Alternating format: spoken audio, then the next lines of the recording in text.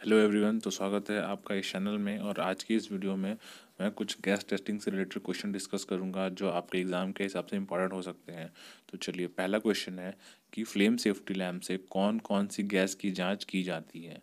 तो इसका आंसर आपको देना है कि फ्लेम सेफ्टी लैम्प से सिर्फ मीथेन गैस की जांच की जाती है, और इसके साथ ही इससे ऑक्सीजन की कमी और कार्बन डाइऑक्साइड की मौजूदगी का पता लगाया जाता है। ये नहीं कि आप ये कह देना कि फ्लेम सेफ्टी लैम्प से मीथेन, ऑक्सीजन और कार्बन डाइऑक्साइड की जांच की जाती है। अगर आपने ऐसा आंसर दिया तो आपका आंसर गलत होगा। फ्लेम सेफ्टी लैम्प से सिर्फ मीथेन की जांच की जाती है, यानी कि गर्म गैस की जांच। इसके बाद अगला सवाल है कि खान में कौन कौन सी गैसें मिलती हैं।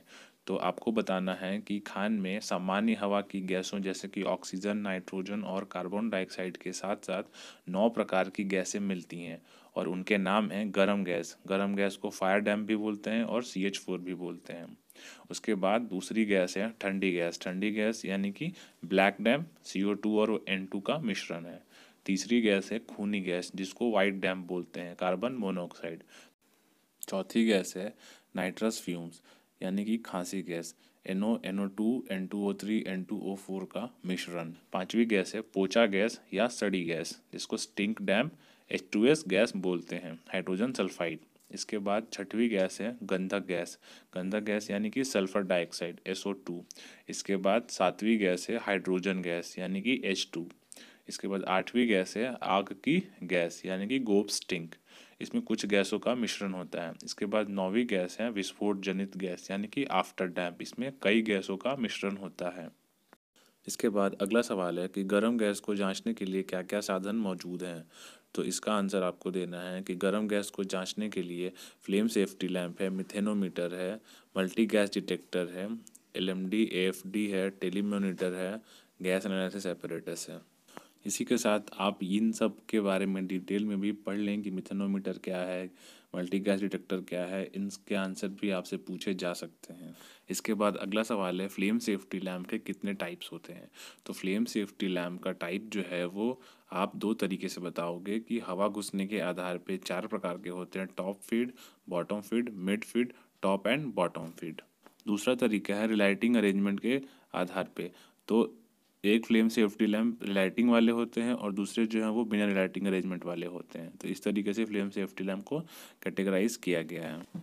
रिलाइटिंग अरेंजमेंट क्या होते हैं मैं आपको समझा देता हूँ कि अगर माइन में किसी कारण से फ्लेम सेफ्टी लैम्प बुझ जाए तो उसको वापस माइन में जलाया जाए, तो ऐसे जो जलाने का सिस्टम दिया जाता है वो रिलाइटिंग अरेंजमेंट वाले होते हैं, और जिन्हें वापस से ऊपर लाके सरफेस पे जलाया जाता है वो बिना रिलाइटिंग अरेंजमेंट वाले होते हैं। तो इसके बाद आप एग्जांपल देख लो कि कौन सी फ्लेम सेफ्टी लैम्प है जिसमें टॉप और बॉटम फीड दोनों अवेलेबल है। तो उसका एग्जांपल होगा वेलॉक्स GL60। कौन सी फ्लेम सेफ्टी लैम्प है जिसमें रिलाइटिंग अरेंजमेंट दिया हुआ है। तो इसका आंसर होगा GL7 और GL60। इसमें क्या है कि रिलाइटिंग अरेंजमेंट दिया हुआ है। इसके बाद अगर आपसे एग्जामिनर पूछता है एक ज्वलनशील गैस की एग्जाम्पल दो, तो आपको बताना है गर्म गैस यानी कि मीथेन गैस।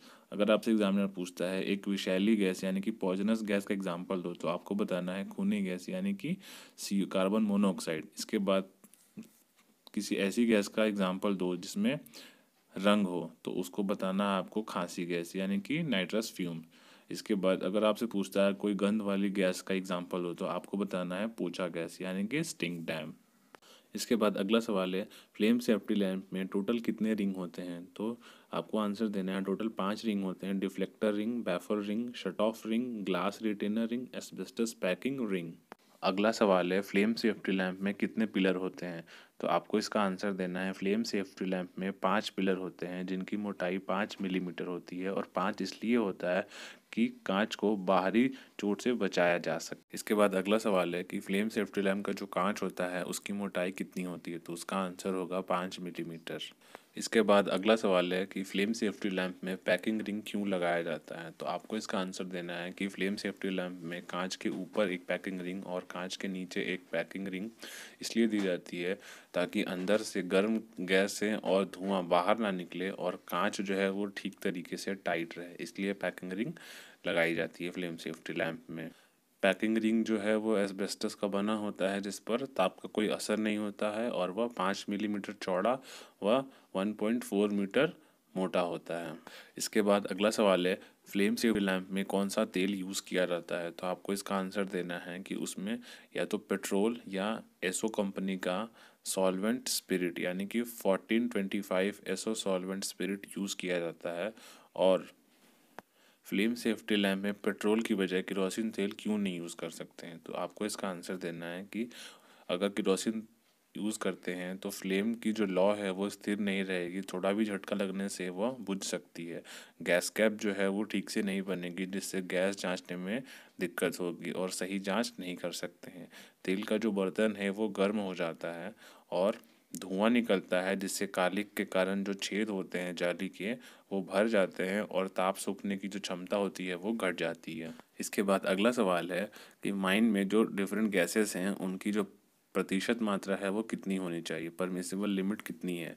तो ऑक्सीजन जो है वो माइन में 19% से कम नहीं होना चाहिए। कार्बन डाइऑक्साइड जो है वो 0.5% से अधिक नहीं होना चाहिए।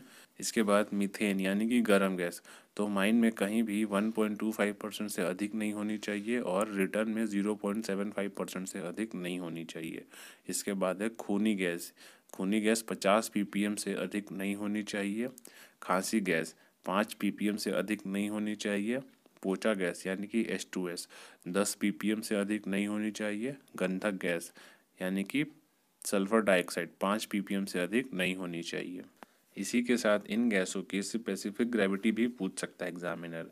तो ये भी पूछ सकता है कि सबसे हल्की गैस कौन सी है? तो आपको बताना है हाइड्रोजन। क्यों? तो इसकी क्योंकि इसका जो स्पेसिफिक ग्रेविटी है वो 0.069 है। और सबसे भारी गैस कौन सी है? तो गंधक गैस, इसकी स्पेसिफिक ग्रेविटी है 2.2। और इसी के साथ बाकी गैसों की भी जान लें। तो मीथेन की स्पेसिफिक ग्रेविटी है 0.55। कार्बन मोनोऑक्साइड की स्पेसिफिक ग्रेविटी है 0.97। नाइट्रोजन की स्पेसिफिक ग्रेविटी है 0.97। नाइट्रस फिल्म की 1.59। कार्बन डाइऑक्साइड की 1.5। ब्लैक टैम की 1.5। पोचा गैस यानी कि हाइड्रोजन सल्फाइड, इसकी है 1.18। ऑक्सीजन, इसकी स्पेसिफिक ग्रेविटी है 1.1। इसके बाद अगला सवाल है, मीथेन की अपर एक्सप्लोसिव लिमिट क्या है और लोअर एक्सप्लोसिव लिमिट क्या है? तो इसका आंसर होगा मीथेन की लोअर एक्सप्लोसिव लिमिट है 5.4% और अपर एक्सप्लोसिव लिमिट है 14.8%। और सिर्फ इतना ही नहीं, एक्सप्लोसिव लिमिट के अंदर होने के साथ साथ ऑक्सीजन की जो मात्रा है वो 12% से कम नहीं होनी चाहिए। इसके बाद अगला सवाल है, हवा में मीथेन 5.4% से कम रहने पे या फिर 14.8% से अधिक रहने पर विस्फोट क्यों नहीं हो सकता? तो आपको इसका आंसर देना है कि 5.4% से कम हो तो जलने पर उतना ताप उत्पन्न नहीं होता कि विस्फोट हो सके, और अगर गैस 14.8% से अधिक हो तो विस्फोट के लिए हवा में आवश्यक ऑक्सीजन ही नहीं रहता है। तो इसके कारण कम रहने पे भी विस्फोट नहीं हो सकता और अधिक होने पे भी विस्फोट नहीं हो सकता। तो अगर मीथेन अपने इस रेंज में है 5.4% से 14.8% और ऑक्सीजन की मात्रा 12% है तो एक्सप्लोजन होने के चांसेस होते हैं, और अगर ये तीनों केस नहीं होते हैं तो चांसेस नहीं होते हैं। तो इस वीडियो का लास्ट क्वेश्चन है कि फ्लेम सेफ्टी लैम्प का जो कांच होता है वो कौन सी कंपनी द्वारा बना होता है? तो आपको इसका आंसर कमेंट सेक्शन में बताना है। अगर आपको ये वीडियो पसंद आई तो वीडियो को लाइक करना है, शेयर करना है और चैनल को सब्सक्राइब कर लेना है ऐसी ही माइनिंग वीडियोस के लिए।